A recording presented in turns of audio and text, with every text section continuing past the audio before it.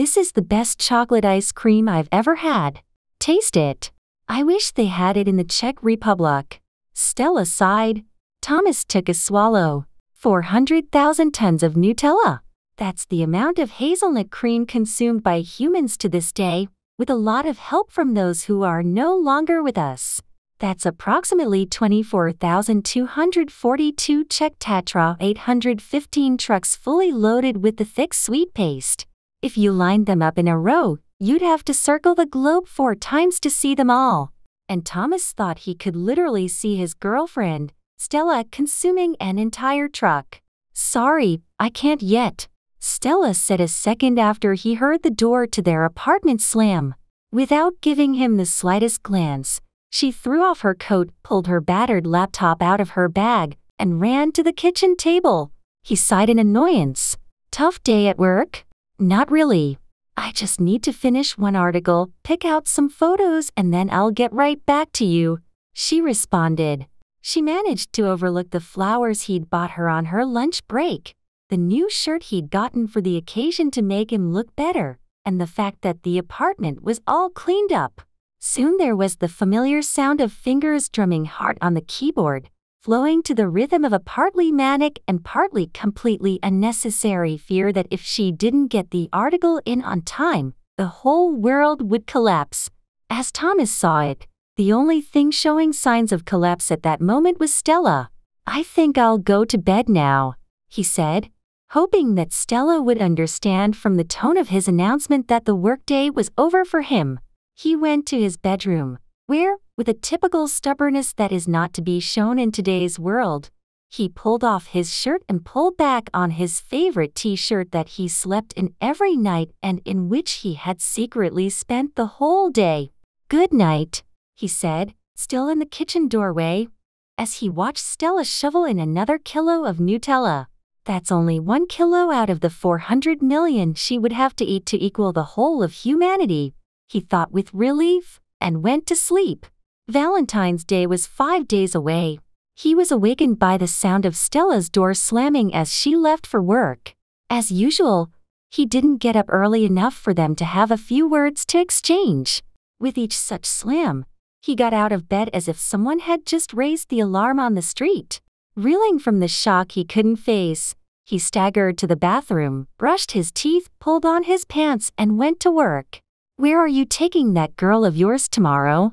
Echoed his co-worker jovially, to whom the holiday of love made perfect sense and who never dared to question the significance of the chocolates and half-wilted flowers he fought over every year in crowded malls with a legion of other men.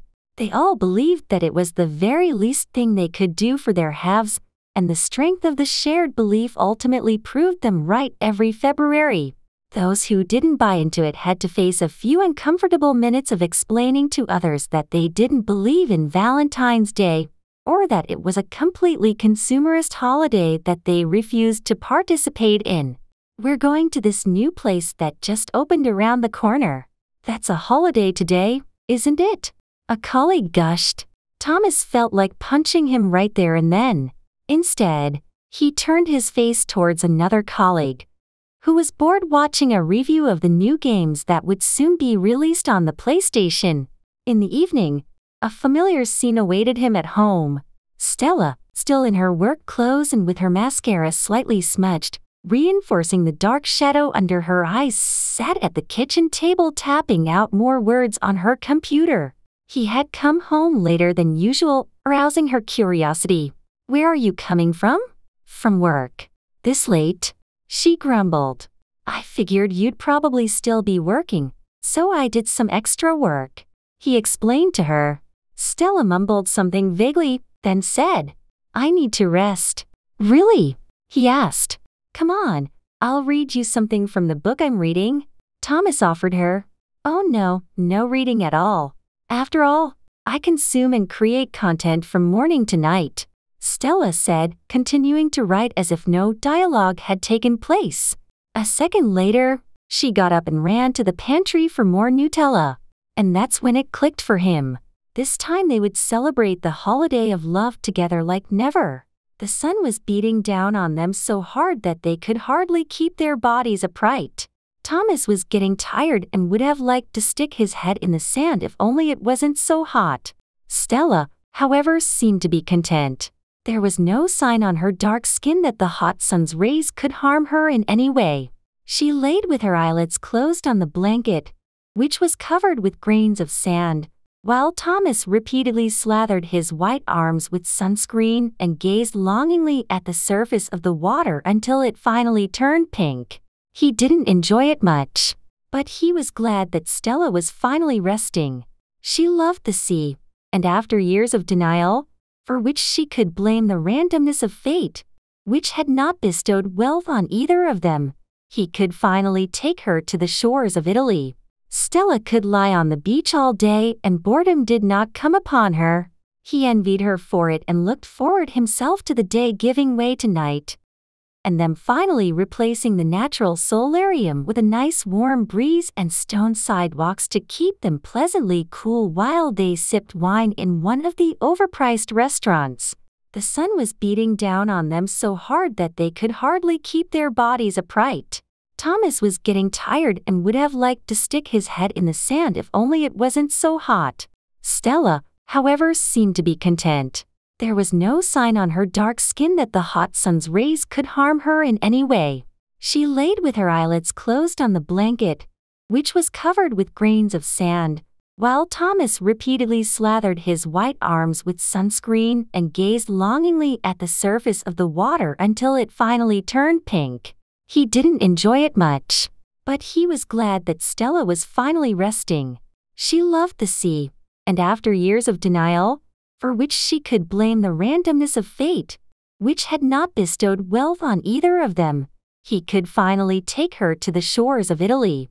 Stella could lie on the beach all day and boredom did not come upon her. He envied her and looked forward himself to the day giving way to night, and them finally replacing the natural solarium with a nice warm breeze and stone sidewalks to keep them pleasantly cool while they sipped wine in one of the overpriced restaurants. "Ma'am?" The voice beside him echoed just as he thought his body temperature must soon be climbing to a life-threatening high. Stella stretched her arms behind her head and purred like a cat that had just decided to wake up from a sleep that was none of people's business. She felt her eyelids flutter open in a complicated way, the red darkness replaced by a harsh light they rarely experienced at home. She looked at him and said, "You want to be somewhere else now, don't you? Why can't you relax at home like this?" He shot out and stopped himself. She stiffened. "What do you mean? Why don't you relax like this normally? Why do you have to work all the time?" He finished the thought. "Because you work too little.